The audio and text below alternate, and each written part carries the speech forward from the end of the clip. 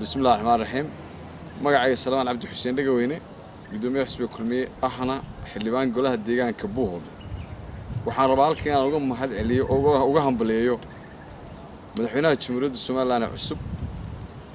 mudane Muuse Biixi Cabdi oo shalay loo dhaariyay qasriga madaxtooyada Soomaaliland waa hawl culus waa xil culus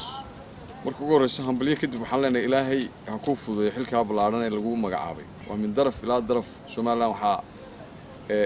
aad u tahay madaxweyne waxaan rabaa kala halkan inaan hambaliye kale uga diray salaan madaxweynihii hore ee Jamhuuriyadda Soomaaliland Axmed Maxamed Siilaayo oo ahaa isna nin odaya oo wax badan qarankan iyo Jamhuuriyadda Soomaaliland ku soo kordhiyay inta kadib wasiiro cusub baa la magacaabay oo madaxweynahan cusub magacaabay aad iyo aad ayaan u soo dhaweynaynaa haddaan nahay gobolka Buuhood wasiirka la magacaabay wasiirada la magacaabay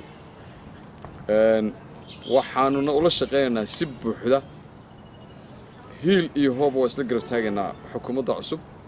waana uga mahad celinaynaa mar labaad madaxweynaha Jamhuuriyadda Soomaaliland Muuse Biixi Cabdi oo u xushay dad karti iyo karaamo leh oo aan u aragnay inay ka saari karaan dadkan iyo dalkan mashaakilaadka hadda yaala hadday nabadda tahay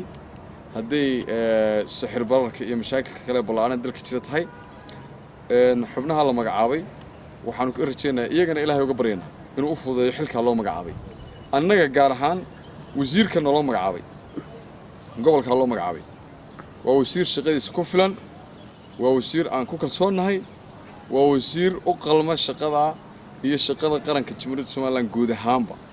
xil baa saaran isna waa laga rabaa xilka ay sidoo gudan lahaa madaxweynaha Jamhuuriyadda Soomaaliland mar saddexaad baan uga mahad celinaynaa magacaabista oo magacaabay